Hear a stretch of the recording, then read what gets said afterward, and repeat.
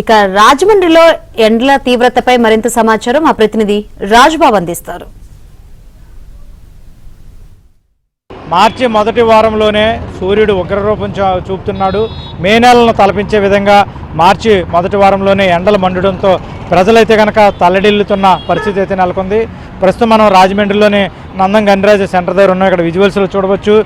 ఈరోజు అత్యధిక ఉష్ణోగ్రతలు నమోదవడంతో ప్రజలు తీవ్ర ఇబ్బందులు పడుతున్న పరిస్థితి అయితే నెలకొంది. నిత్యము రద్దీగా ఉండి ఈ ప్రాంతం జనం లేక వెలవెలబోతున్న దృశ్యాలను కూడా మనం విజువల్స్లో చూడవచ్చు.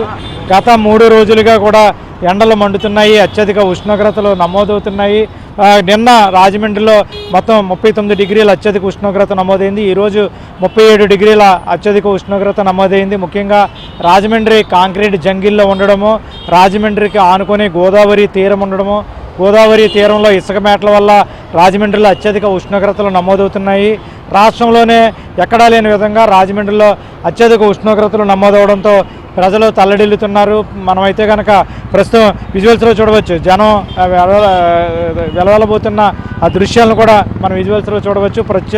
ప్రస్తుతం అంటే పగలు ఎండ తీవ్రతతో ఇక్కడ ప్రజలు తల్లడిల్లుతూ పోతున్నారు. అదే రాత్రిపూట అయితే కనుక ఉక్కపోతతో, వేసవి తాపంతో ఉక్కపోతతో ప్రజలు నరకయాతన అనుభవిస్తున్నారు. ముఖ్యంగా చూస్తే కనుక ఏసీలు ఇప్పటి నుంచే వాడుతున్న పరిస్థితి అయితే నెలకొంది. అత్యధిక ఉష్ణోగ్రతలు నమోదవడంతో ప్రజలైతే కనుక తల్లడిల్లుతున్నారు.